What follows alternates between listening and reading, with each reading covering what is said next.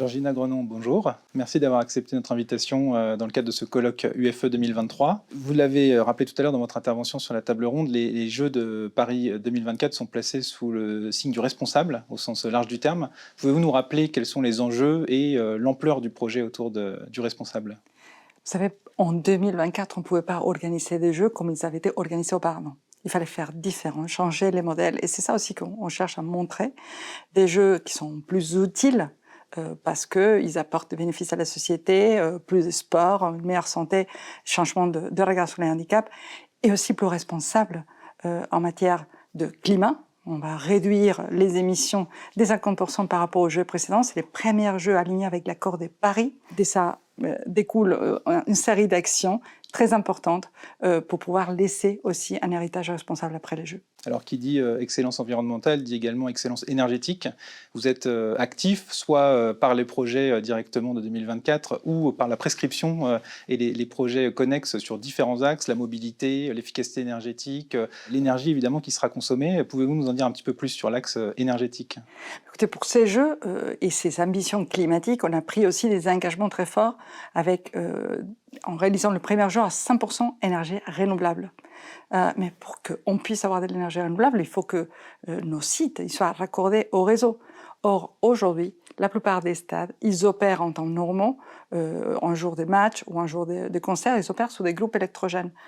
Donc, il a été très important de créer les conditions pour que les sites soient bien raccordés au réseau, avec les conditions de qualité de réseau nécessaires à pouvoir basculer d'une opération par groupe électrogène à une opération par réseau. Et puis, pour tout ce qui est les sites temporaires, parce qu'on est à 95% de sites sportifs existants au temporaire. Donc pour les temporaires, on installe, grâce à Enedis, des bornes événementielles qui permet aussi de venir se raccorder les temps de l'événement et puis de revenir au stade normal. Et pour tout ce qui est de l'électricité de backup, on aura recours à des groupes électrogènes, mais dans l'occurrence, soit alimentés par des biocarburants, soit utilisant de l'hydrogène renouvelable ou des batteries. La table ronde à laquelle vous avez assisté s'appelait Sprint et Marathon. En quoi, finalement, les Jeux 2024 seront à la fois un héritage et auront vocation à se pérenniser dans l'écosystème français? Il y a un certain nombre de changements très importants qu'on a choisis pour ces Jeux. On en parlait de l'énergie, mais ça peut être aussi la restauration. Par exemple, on a 13 millions de repas à servir, 18 millions de boissons. Et on a cherché à faire tout ça avec le moindre impact possible.